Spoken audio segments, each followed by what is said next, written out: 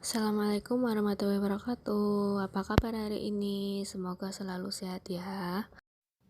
Pada kali ini kita akan belajar kelas 4 tema 1 subtema 1 pembelajaran 3. Silahkan sambil membuka buku tema ya. Permainan tradisional apa yang ada di daerahmu? Bagaimana cara memainkannya? Hari ini kamu akan mengenal dan mencoba beberapa permainan tradisional. Benteng-bentengan. Benteng-bentengan atau rerebonan adalah permainan yang dimainkan oleh dua kelompok penawan dan tertawan. Masing-masing kelompok terdiri atas 4 sampai dengan 8 orang dan memiliki satu tempat sebagai markas. Markas atau benteng bisa berupa sebuah tiang, pohon, atau pilar. Gobak sodor. Permainan gobak sodor atau gala asin atau galasin dilakukan di lapangan. Arena permainannya merupakan kotak persegi panjang dan dibagi menjadi beberapa bagian secara horizontal dan vertikal. Nah, sekarang buka halaman 35. Ayo berdiskusi. Tulislah pengalamanmu saat mencoba salah satu permainan tradisional.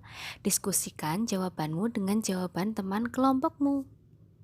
Nomor 1, apa yang membuat kamu tertarik dengan kedua permainan tradisional tersebut? Jelaskan. Permainan tersebut sangat mudah dimainkan dan dapat melatih kerja sama tim.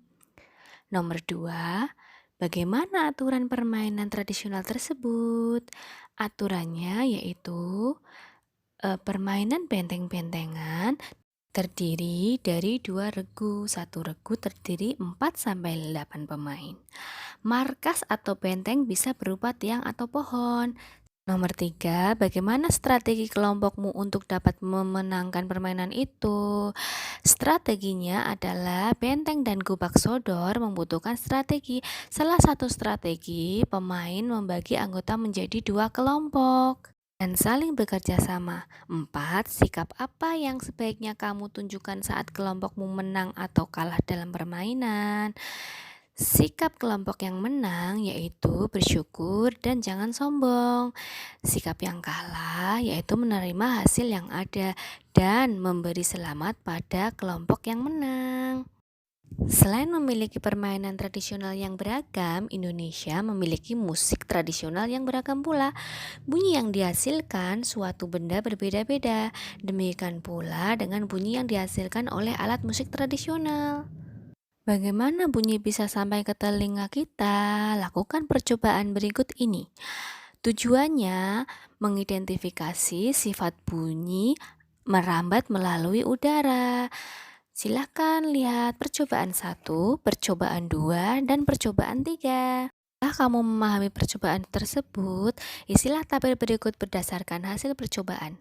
Percobaan pertama, media atau perantara perambatannya benda gas. Bunyi yang dihasilkan terdengar.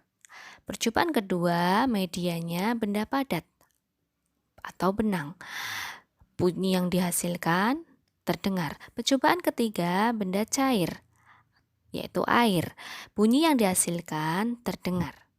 Pertanyaannya adalah melalui media apa saja bunyi dapat merambat dan sampai ke telinga kita? Bunyi dapat merambat dan sampai ke telinga kita melalui media udara, padat, dan cair. Media atau benda apakah yang digunakan untuk merambatkan bunyi? Media atau benda yang digunakan untuk merambatkan bunyi yaitu padat dengan benang, gas melalui udara, cair melalui air. Apakah bunyi yang dihasilkan dari setiap media sama? Mengapa? Bunyi yang dihasilkan dari setiap media itu berbeda tergantung dari tingkat media atau benda yang dilalui. Semakin rapat medianya, maka rambat bunyi akan semakin cepat. Pada zat padat, bunyi akan lebih cepat merambat dan jelas.